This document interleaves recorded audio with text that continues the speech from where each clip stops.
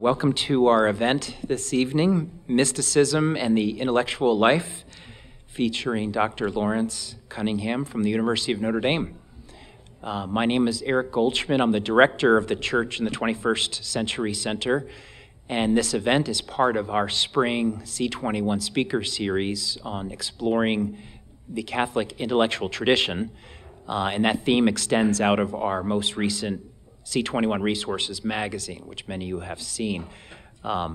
Professor Cunningham has a wonderful essay in that recent magazine, and Father Ambelli was our guest editor for that. So let me tell you a little bit about our speaker this evening. Dr. Cunningham is the John A. O'Brien Professor of Theology Emeritus at the University of Notre Dame. He retired this past year after 24 years at Notre Dame and 21 years at Florida State. Is that correct? He's the author and editor, or editor, of about 26 books, with a particular interest in Christian spirituality and the intersection of systematic theology and spirituality. For over 25 years, he wrote the Religion Book Notes column for Commonweal magazine, among that dozens of essays and articles. Cunningham has received 3 honorary doctorates and won the Notre Dame Presidential Award for service to the Academy and the Church. In 2011, the University of Portland awarded him the Christus Magister Medal, their highest honor of medal. So in addition to the thousands of people who have read his books and essays, Professor Cunningham has been a mentor to hundreds, maybe thousands of students, both undergraduates and graduates. Dozens of his mentees have become theologians in their own right. In fact, several of his former students are here tonight. I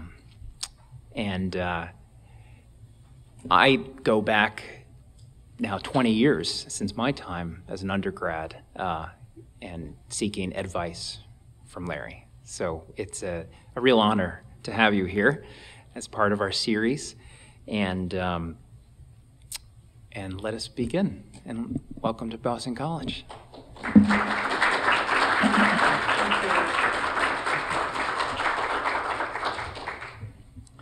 I told Eric before when I first got here that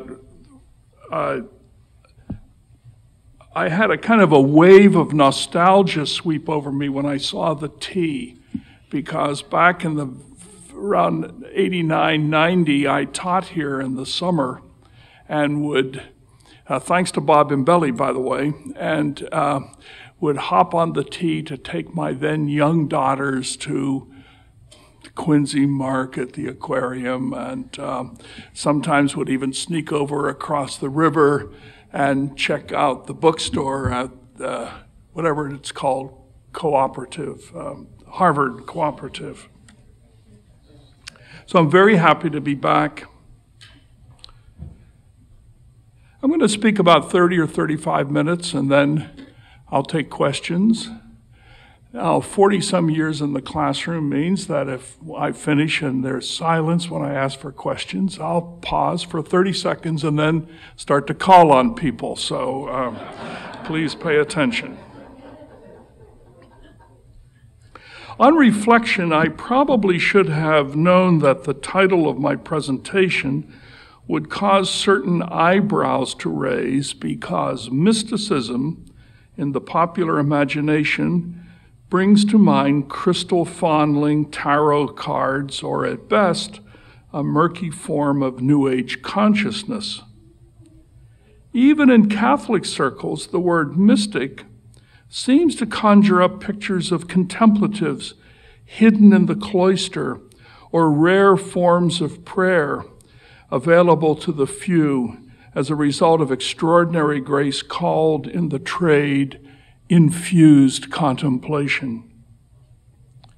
Furthermore, when contrasted with the intellectual life, it would seem that intellectualism and mysticism are the extreme poles of mental life, with the former indicating clarity of thought and the latter mushy sentiment, at worst or at best extreme states of grace.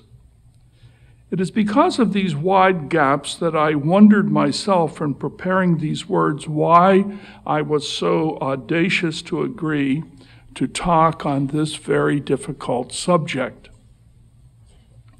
However, I was consoled this weekend after I'd finished writing this talk. I was reading a monograph on the thought of Raissa Maritain, the wife of Jacques Maritain, the great Catholic philosopher. And before the First World War, she wrote a letter to her husband and said, "The great urgent task of our time is to somehow put together what she called la vie mystique, the mystic way, and la vie intellectuelle, the intellectual way." And so if the topic was good enough for Raissa Maritain, I figured it's good enough for me. Now, the aim of these remarks is not to identify mysticism and the intellectual life, although in some instances and for some persons, the two may bear what Wittgenstein has called a family resemblance, but to suggest that in the Catholic instance, for I am thinking of the Catholic intellectual life, largely understood, there is a certain interplay that is not without interest. I recognize, as Michel de Certeau argued several decades ago in his book, The Mystic Fable, that the word mysticism is a modern one, first appearing in the 17th century. To put it bluntly, St. John of the Cross would not have understood the word mysticism nor the word mystic, since it had not been invented. He did know, however, the term mystical theology, because when he used it, there had been a 1,000-year history behind that term. Mystical theology meant simply that which cannot be said of God, as opposed to our capacity to give names to God. The distinction goes back at least as early as the mysterious Dionysius the Areopagite, that unnamed writer in Greek who lived around the year 500 and was probably a monk, who wrote a treatise on the names of God and a contrasting treatise on the hiddenness of God, which he called mystical theology. It's very short. It's only about 10 pages long in English translation.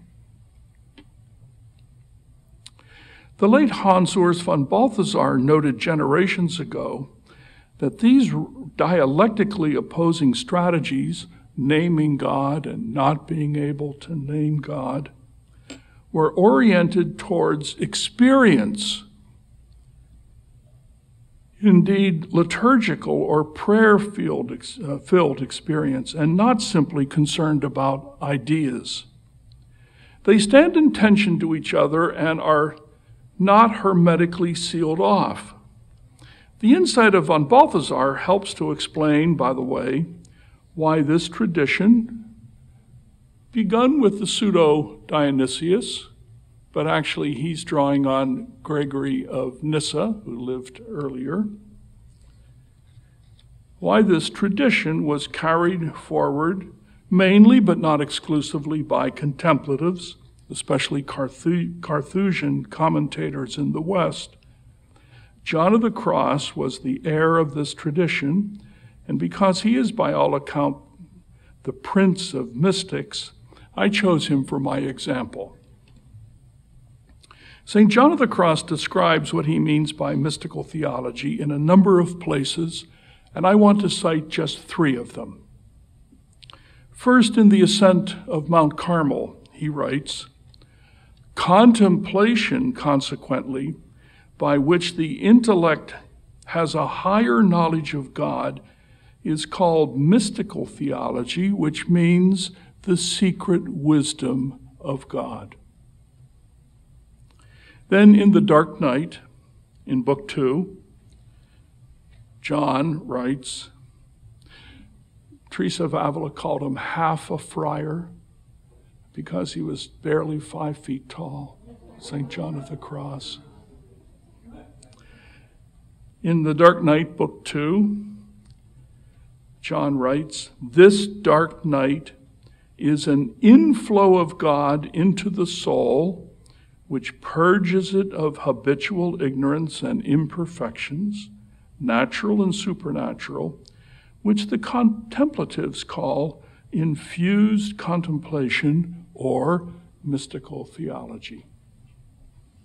And the third citation is from the prologue to John's The Spiritual Canticle, which, by the way, I think is one of the most important texts ever written in the history of mysticism. Just the prologue itself. Writing to a nun. Even though your reverence lacks training in scholastic theology, through which the divine truths are understood, you are not wanting in mystical theology, which is known through love, and by which these truths are not only known, but at the same time enjoyed. Mystical theology, or Christian mysticism, which I have to call it using the modern word, then is a certain dark knowledge of God given as a gift, which finds its expression in love. It is my own conviction that many people have had this experience of a deep, satisfying sense of God's presence in their lives, but have not had the language or the training to describe it with a precise vocabulary. Indeed, in the last passage I just quoted, St. John was writing to a nun who had no formal academic training in scholastic theology. She was not, as they were called in the 16th century, a letrado, a learned one who had book knowledge, but had experienced this hidden mystic knowledge which comes from love. John sees that knowledge implicitly acknowledging an ancient truth, amor ipse notitia est. Love itself is a form of knowing. That phrase is attributed to Pope Gregory the Great. Many centuries later, the medieval Cistercian William of St. Thierry provided a variant of the idea, which I really like. Amor ipse intellectus est. Love itself is its own kind of understanding. And I believe many people have had these experiences. A few years ago, I used to teach a voluntary one-credit course on Sunday evenings called Catholic Prayer. And I used to have my students do, at the end of the 5 weeks, a reflection. And I told them, you don't have to write a spiritual autobiography if you don't want to.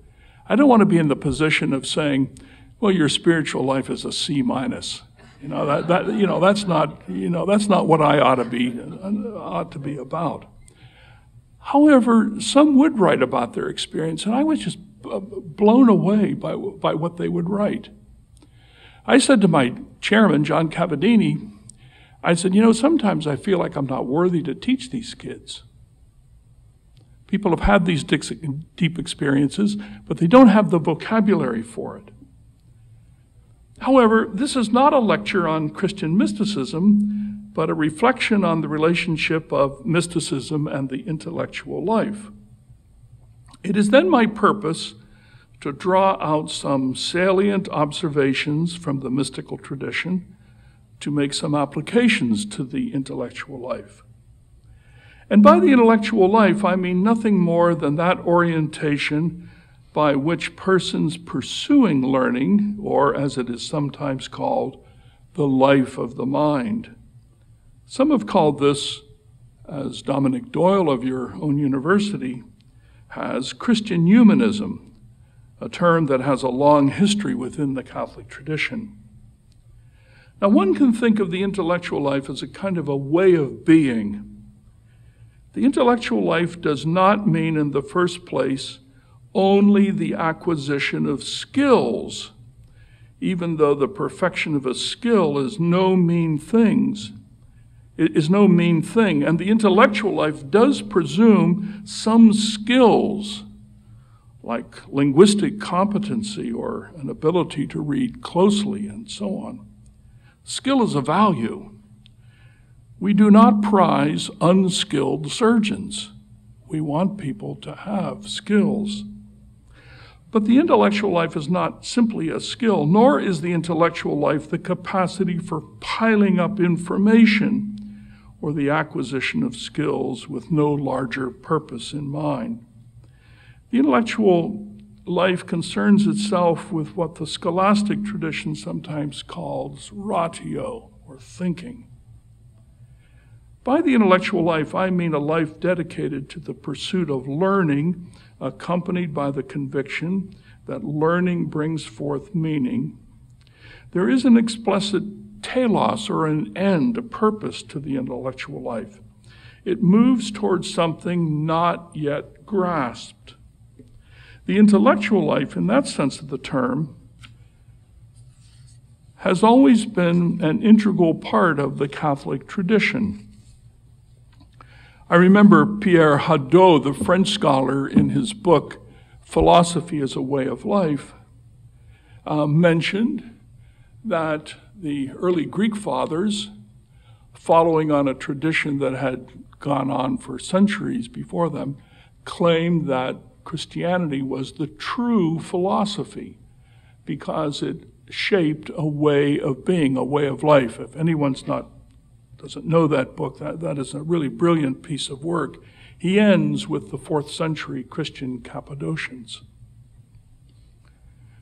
So the Catholic intellectual tradition is reflected in the willingness of the early patristic tradition to engage in dialogue with the world of Greek philosophy. It was exemplified by the recognition of the value Aristotle provided for the thought of Aquinas.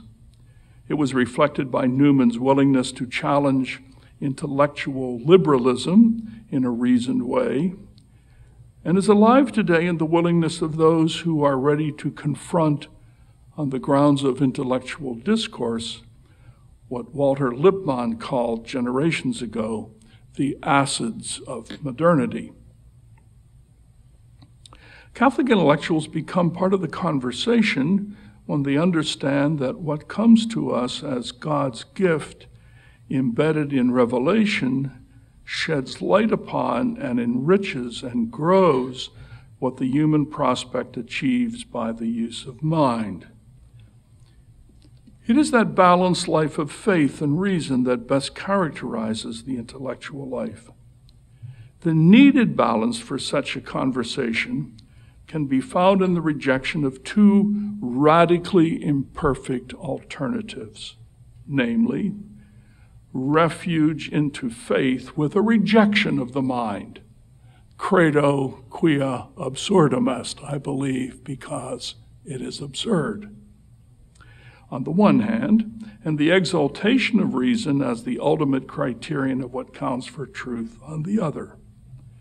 These two extreme poles usually get named as religious fundamentalism at the one end and positivist fundamentalism at the other.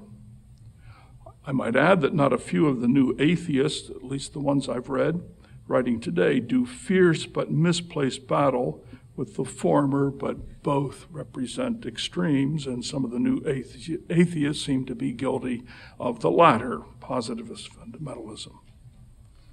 It strikes me that Catholics who wish to follow the intellectual life begin with the tacit or overt conviction that one can know the truth in some imperfect way, and further, that the pursuit of truth is an incremental and lifelong journey. They pursue that truth by a variety of paths, by reflection on the cultural situation and its current reality, by moving towards some clarity with respect to a whole range of issues, ranging from aesthetics to some certitude in the world of science, by adjudicating the fundamental ethical norms appropriate to social and individual action, by reaching up to the mind of God, revealed to us by both faith and reason, by learning how to couch revelation in a language appropriate for the given needs of a given time, by reflecting on the experiences of men and women in actual historical situations, and finally to attempt to harness ideas into some kind of coherent whole. My presumption is that that is exactly the kind of thing that preeminently should be done in any Catholic university worthy of its name, whether it be Boston College or Notre Dame or any other university that we would care to mention. At times, of course, the mystical way of knowing coincides with or is complementary to the intellectual vocation. It shines forth in those who have accommodated both in their life's journey. Those who have known such a life, like Augustine of Hippo, recognize that God is most hidden from us and yet most present to us. Those are his own words in Confessions, Book 1.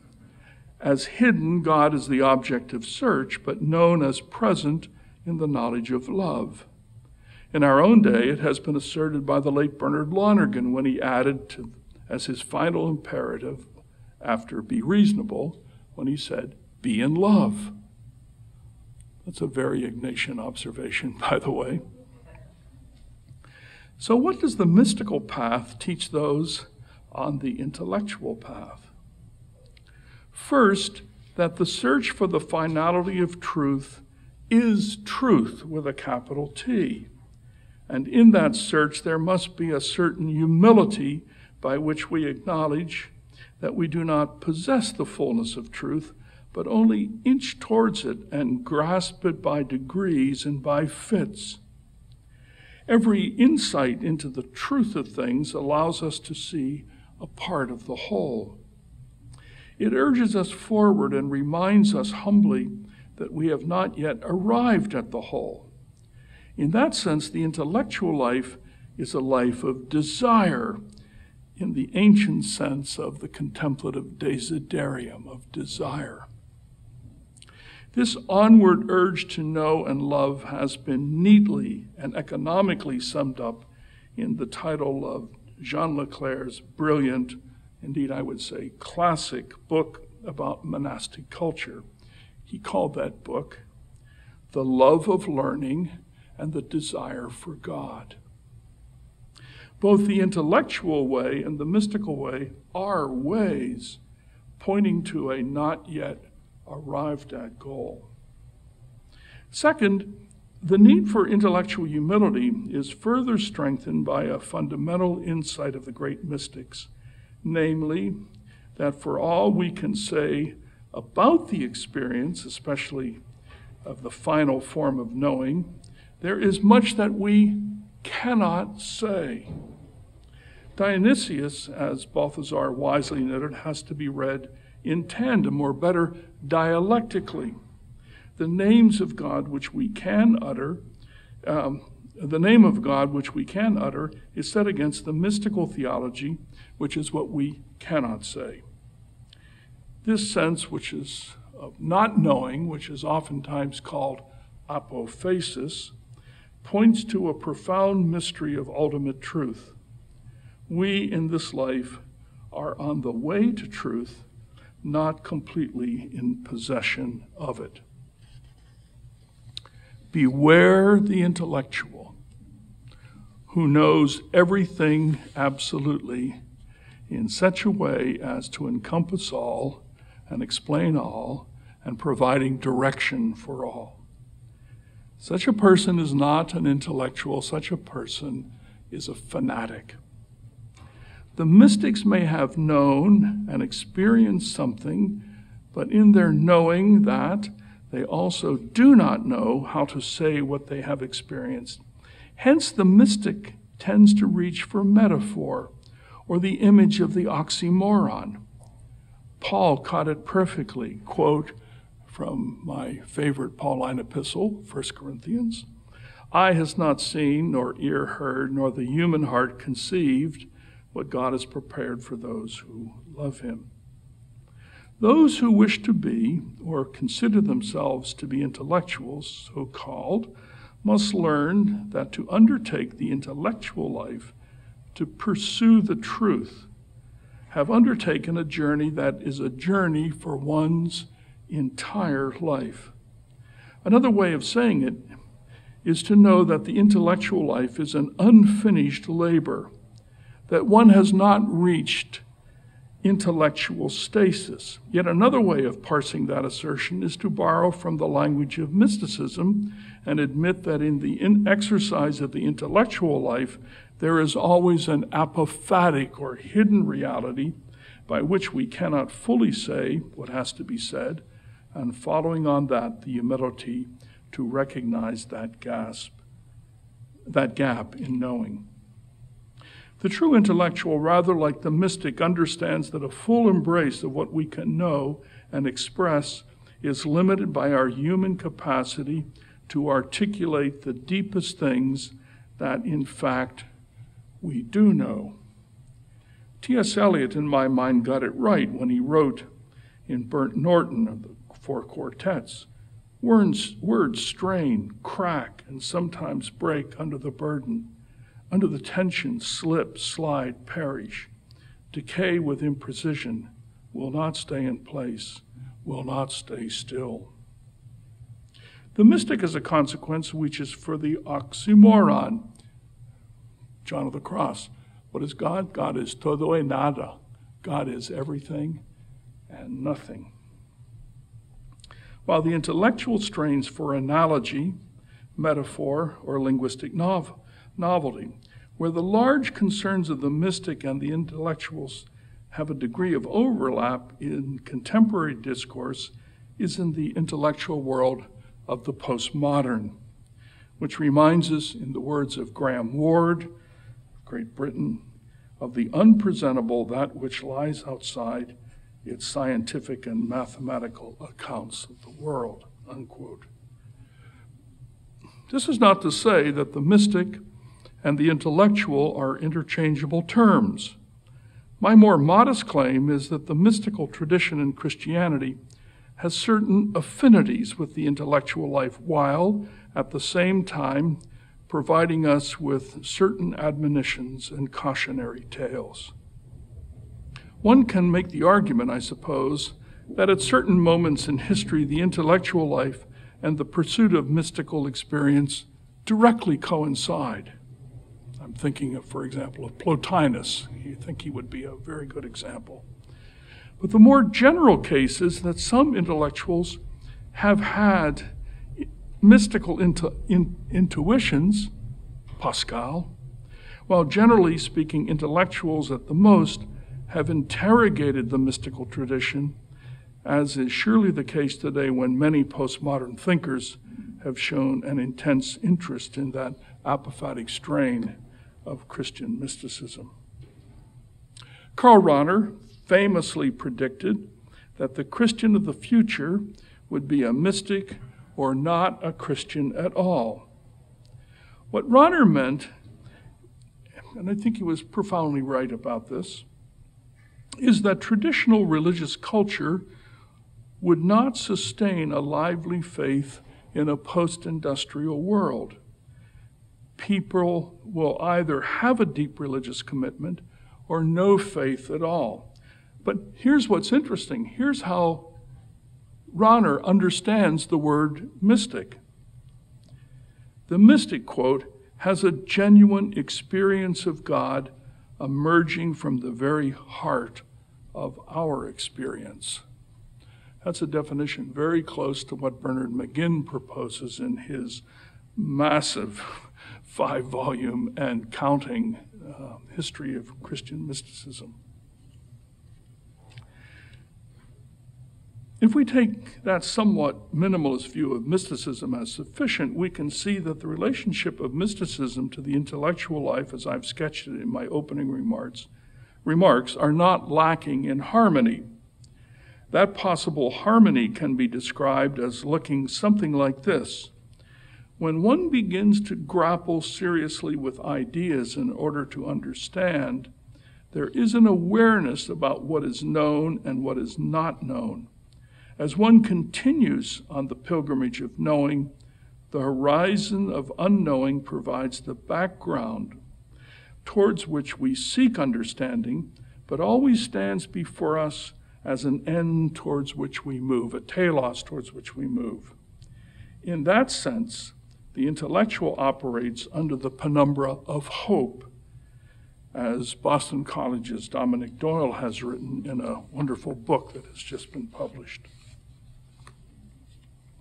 It's concerned with what he calls change, but which I would call advance, and further faces its difficult but yearns for a certain good. Hang on, everybody. I got one page to go. Those that endure to the end will be saved. So stick with me.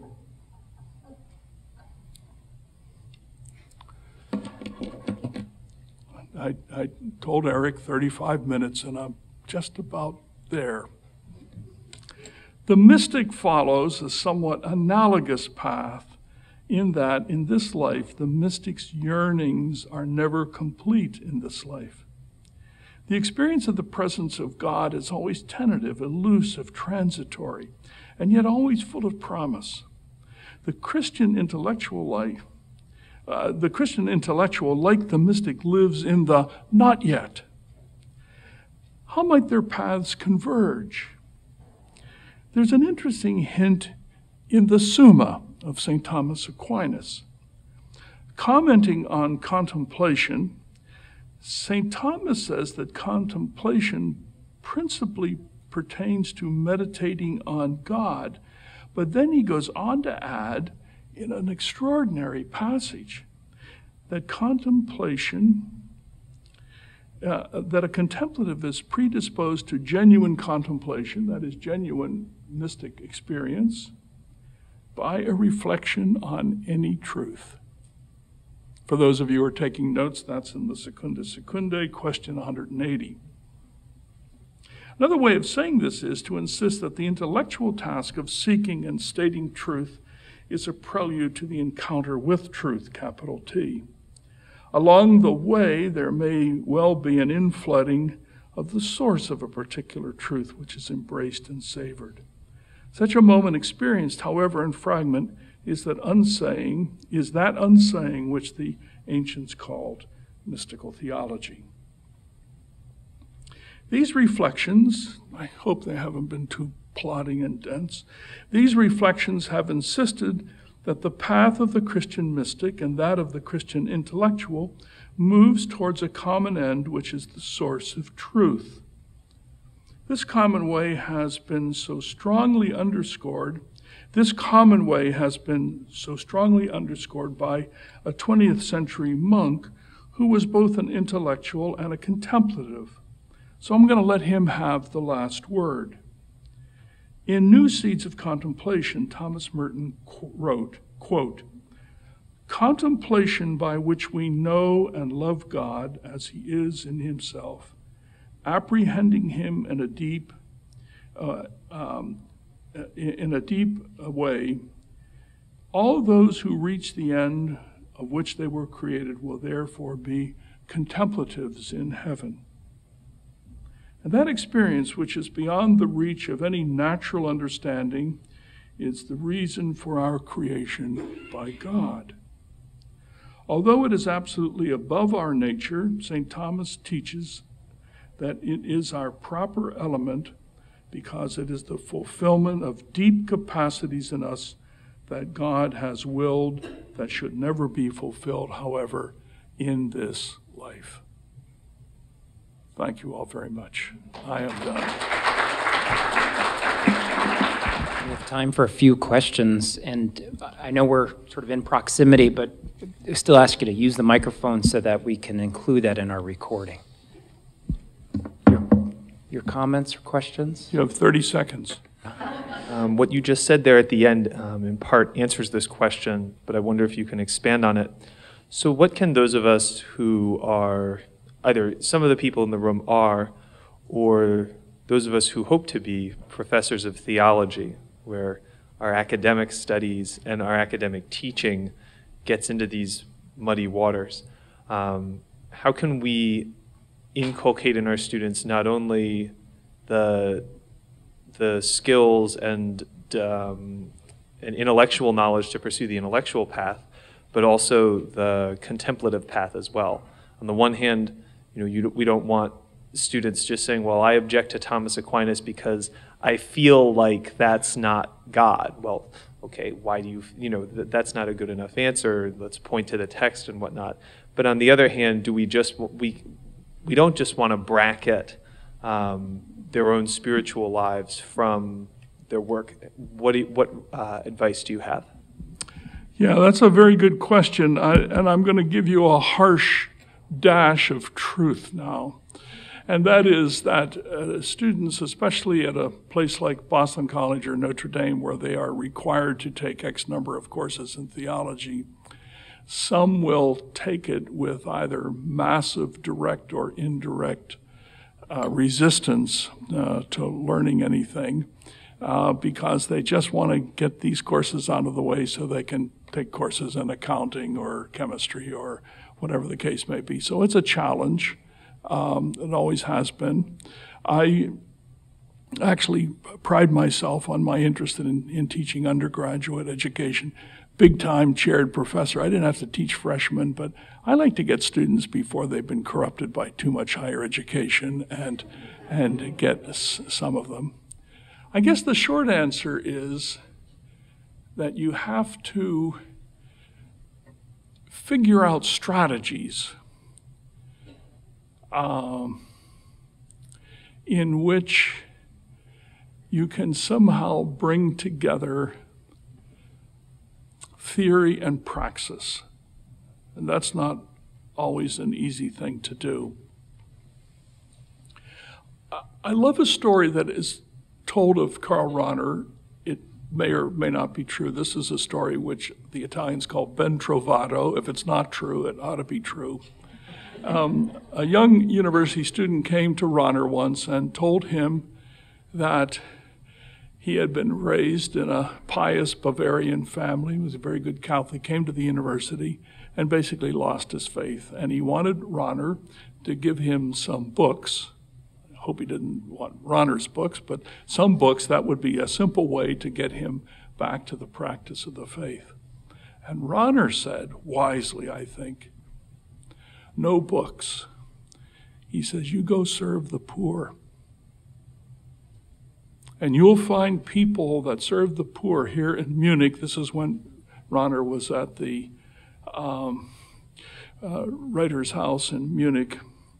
He said, you find people there, he says, you will find your faith. I don't want to say anything as dramatic as that, but I do think that it's very important to try to give some students, especially students who are wavering or who may be going through a minor league dark night of faith or practice, some sense of relationship between what they're studying in the classroom and what their life is all about. One thing, I learned this little trick from St. John of the Cross, whom I dearly love, his writings. John used to take a little slip of paper and write out a saying. And he would hand it to a person and say, think about this for a week and come back and talk to me. These were called the sayings of light and love, Dichos de luz e amor. And we have about 120 of them. They come down through the ages. Some of them are really beautiful. Some of them are kind of enigmatic. He would say, here, take these. I used to give those same things, wouldn't write them out myself. I mean, I'm no spiritual director. But I used to give them Thomas Merton's little card, Lord, I do not where I'm going, I do not know the path. I'd say, here, take this thing and come back, say this every day and come back in a week and let's talk about it. That's a pathetic little strategy, but it was one that I use sometimes. it is an uphill battle, I think. I used to also say to students, go and pray about this a little bit. Oh, I don't know how to pray. Okay, go down and for 10 minutes sit and be absolutely quiet at the grotto of Our Lady. You know, the famous Notre Dame grotto. Don't pay attention to people getting engaged down there. Just sit there and be very quiet for 10 minutes. Somehow, yeah. So the short answer, Nathaniel, is that somehow you have to relate practice to thinking. Otherwise, things just remain in the realm of ideas. You're just passing out more ideas that they get all day long. Good question, though. I like that question. Hi, Brian. Okay, I'll take another question, please, or comment. Mr. Patrick. Got all these former Notre Dame students coming back to haunt me. You came to us. Yeah, I did, and willingly, yeah. And we're glad. I want to press you to make a little more explicit something that I think you gestured toward a bit. You said early on in your presentation that you found that some of your students and the reflections that they would give to you, clearly they had some experience of God, but they did not yet have the language to express that.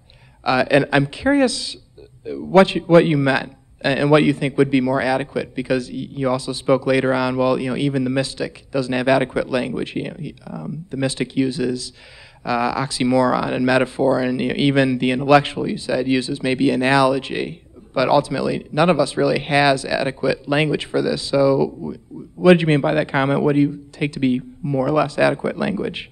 Well, I wasn't so concerned with their inability to express the language, and it certainly wouldn't have been my place to say, what you're experiencing is mystical prayer. I wouldn't say that. The point I was trying to make is that these kinds of experiences are more common than people recognize, which is to say people have deep, profound experiences of God, the experience, or as Bernie McGinn would call it, the experience of the presence of God in their lives.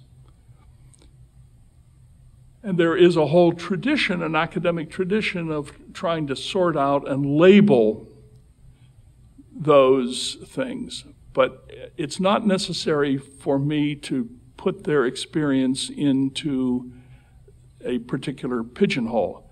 My basic point was the fact that this happens to many people, and the ones we know about best happen to be the people who write about it, and either have the language, as St. John of the Cross does, or like Teresa of Avila, who didn't have the technical language, but had this brilliant imagination and capacity to use examples. After all, she wrote her book for other sisters in the community to recognize what was a false way of acting and a good way of acting, etc. So I guess that was the point that I wanted to make.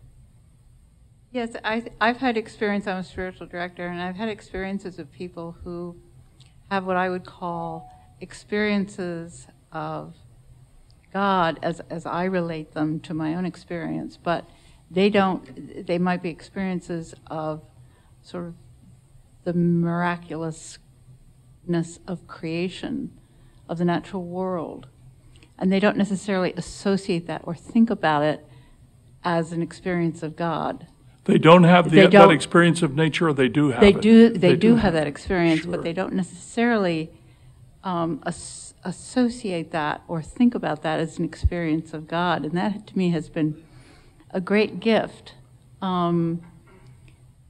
If you then propose to them the question, exactly what is that experience? How do you experience that in the greater meaning of your life, and so on and so forth? And slowly they make their way towards a different interpretation of the experience. Right. I think that's very good. And let me just say a word here about language.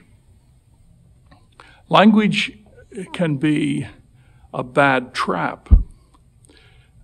That is, certain words take on certain connotations, and I may have told this to my former students, but I'll tell you the story. Some years ago, a student came to my office and said, I'm going to take your first course on theology, but I want you to know ahead of time that I'm an atheist, and I want to be upfront with you. I'll do all the work. I won't cause a fuss in class, but I want to know if I'm going to get penalized by confessing to you that I'm an atheist. So I said to him, well, what do you mean you're an atheist? And he said, I don't believe in God. I said, what do you mean by God? He said, I don't believe that there is some guy, it's always a guy, up there in heaven keeping an account book of the bad things and the good things, and then if I'm not on the correct side of the ledger, I'm going to be punished for all eternity. And I said, well, I don't believe that either, so what else don't you believe? This, by the way, was a very sneaky via negativa, St. Thomas Aquinas kind of strategy. So he told me a couple other things. I said, well, that's great. I said, well, let me ask you this. I said, is there anything in this world you'd give up your life for? That is, if push came to shove, would you give your life up for something? And he said, yeah, he says, I'd give up my life because of the love I have for my family. I said, you know, there's a really good book that says God is love. You take this course and I'm going to introduce you to that book. Now, what's the purpose of the purpose of the story is that this kid had an image of God in his head, which was a toxic image. I always remember Martin Buber said, if you're worshiping the idea of God in your head, you're committing adultery. Did I say adultery? Idolatry. If you have other kinds of ideas in your head, you're committing adultery. That's from Jesus. So the purpose is you have to, that's where the unsaying and the saying come in. The saying of a certain word was toxic for that kid. He had this pounded into his head somewhere along the line. So you might have to develop a new vocabulary, which is one of the reasons why we can't be superficial with the language that we hear and we're so familiar with in the liturgy or in the theological tradition. Lamb of God, yeah, what's Lamb of God? And so on and so forth, that we need to deepen our experience of this language to understand both how restricting language can be and then how liberating it can be if we have the right form of language. I have no problem. I've often thought of people who have a deep experience of the beauty of the world. It's like music. To experience the deepest beauty of the world, in a sense, is to hear the silence behind the music. If there's no silence behind the music, everything falls into chaos. So and there's ways in which that can also become restricting. You can't equate the deepest experience of God with loving bunnies and hugging trees and so on. Somehow you need to get deeper into that, and that's the whole purpose, I think, of a way of life, a religious way of life. Thank you very much. Good question. I'm just reading a new book by Richard Rohr called The Immortal Diamond, and he talks about the true self and the false self, as does Merton. And he talks a lot about dualism and how dualism and almost intellectualism and ego knowledge is really what sometimes is of a childlike faith, rather than an opening to the union with God within us. And so it seems to me possibly this idea of the intellectual tradition is kind of like analyzing things, the dualistic type approach, and the egotistical nature of some people's way of thinking or whatever, as compared to something like centering prayer, where you, as you said about music, the quiet, you are in the quiet, opening yourselves to self, to what God is saying. So I just wonder if that makes any sense. First of all, do you know where the title of that book comes from? Who said Hopkins? Yeah. Yes, of course. Gerard Manley Hopkins, the That's very right. last words of that, one of the most spectacular poems ever. You should have all read it at Easter time, huh? Where he says that this carbon figure of human beings, etc., is utterly transformed into diamond, immortal diamond. It's the last line of that great thing. However, I have an important point to make here. I do not want to go home leaving you the impression that the intellectual life is all about thinking and acting and so on and so forth in a pejorative way. The intellectual life is obviously the intellectual life, like the mystical life, can be a product of the false ego. You have all kinds of pseudo-mystics. History is full of pseudo-mystics. It's also full of pseudo-intellectuals. But the true intellectual life, which is the search for truth, the search for ideas, etc., is like the true mystical life, being open to the knowledge of God in love. Amor ipse notitias. Love itself is a form of knowing. So I wouldn't read, I'm not a big reader of Richard Rohr, I gotta confess. I mean, you gotta be honest here. But I think you have to be careful of not over-reading him, because he gives a lot of conferences and he kind of speaks in generalities. We all suffer from the false ego. I mean, I want to give the impression, here's my false ego, I want to give the impression, here's these kind of older, dumpy, gray-haired guy, but he's a kind of an engaging speaker and seems to be sincere and all this kind of stuff. But you don't have any idea of what's deep inside of me, where the truth self is. But the true self can be found in the intellectual life as much as in the mystic life. Here's something I just learned recently, and I've just loved this. I'm teaching this to former students when I talk to them. I'll give it to you for nothing. St. Francis de Sales, who's one of my favorite saints, great writer, underread, I think, today. When he would meet people, he would never say to them, good morning or good afternoon or how are you, etc. He would always say to people, how is your heart? Isn't that great?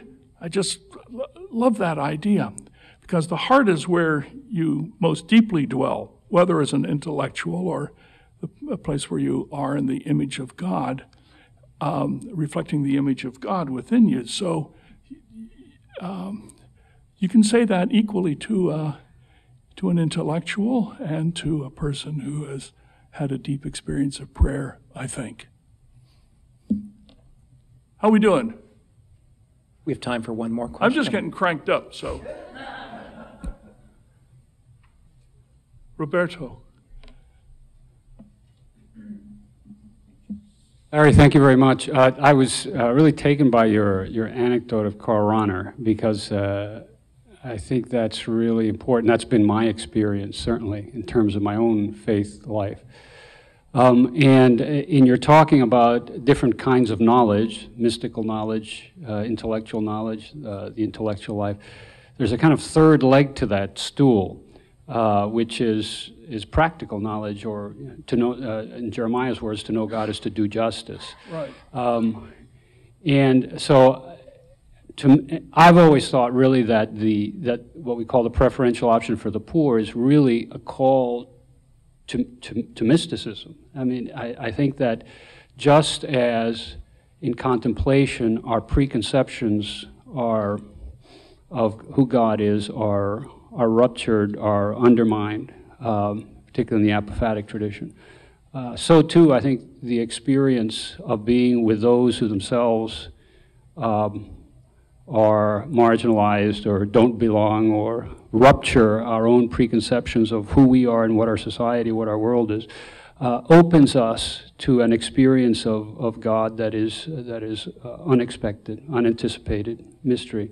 So that in the preferential option for the poor, the mystic, the revolutionary becomes a mystic, and the mystic becomes a revolutionary. The true mystic and the true revolutionary. And the examples of that would be somebody like Thomas Merton, for example, or Oscar Romero, a number of figures who, John of the Cross himself, in his prison experience, etc. And he was, I believe, when he died, he was thinking about going to the New World, becoming a missionary, right? Right. So, that other dimension of that is present here, but not explicitly made visible. The work for justice, or love of neighbor, if you will. When I was writing this paper, I showed a draft of it to Cyril O'Regan, who's a really smart guy.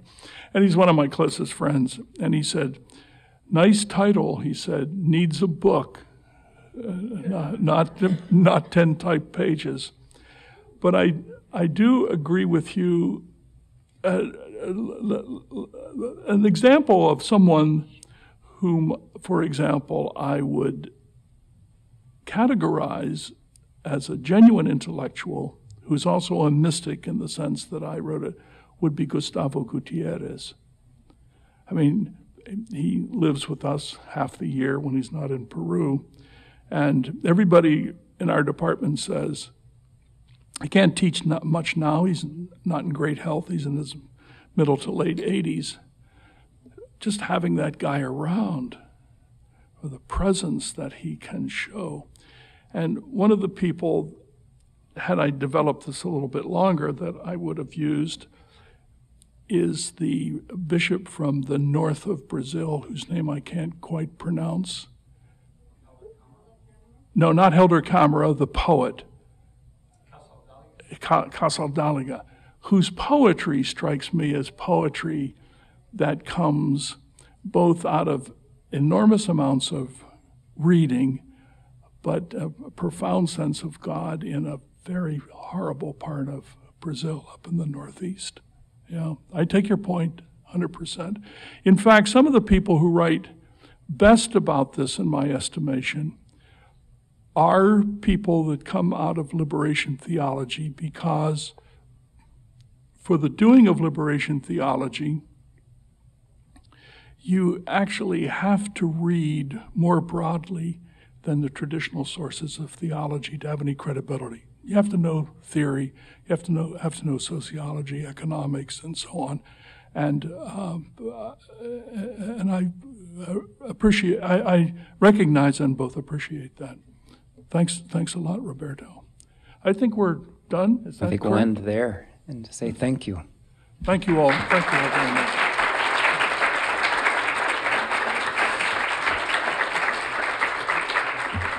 And again, Larry Cunningham's essay in our C21 resources is excellent, and I encourage you to read that if you haven't. And 2 of his books are on sale in the back, his book on St. Francis and also his Introduction to Catholicism. Oh, could I say one more thing about that? So the day that the Pope is elected, okay, I'm at home in the morning, I get a telephone call from National Public Radio, some young woman, Sarah Lawrence graduate who was a researcher there, And she says to me, how did popes get the, we're going to do a little piece this afternoon on why popes changed their name. And I said, well, as the master of Catholic trivia, I can tell you how that happens. There was a guy elected Bishop of Rome in the early 6th century he had the unfortunate first name of Mercury. And you couldn't have a pope with the name of a pagan god. So he changed his name to John, and since there had been a John earlier, he took the name John II. And I said it wasn't until the Renaissance that there was another pope that kept his own name, Marcellus.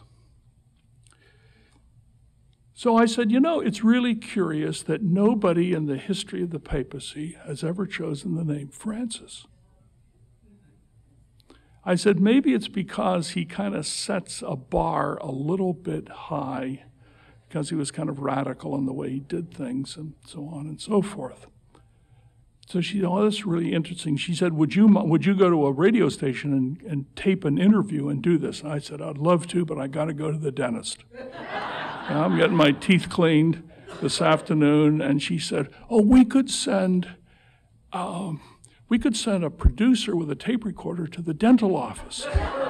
And I said, no. I said, my kind of starchy Presbyterian dentist is not going to be keen on this idea. So I said, call Catholic University. This lady was calling from Washington. You'll find somebody. So I go on to the dentist. I'm sitting in the dental chair. All this stuff in your mouth. They're grinding away. And my teeth, my cell phone goes off. The white smoke has gone up. We have a pope. We need to do an interview right now. And I thought, oh, I really can't. I really can't do that. It was talk radio, CBS radio from Los Angeles. I said, call me in an hour at my home and I'll talk to you and so on. So I'm very pleased about the fact that I thought of his name before he chose his name. Thank you all very much.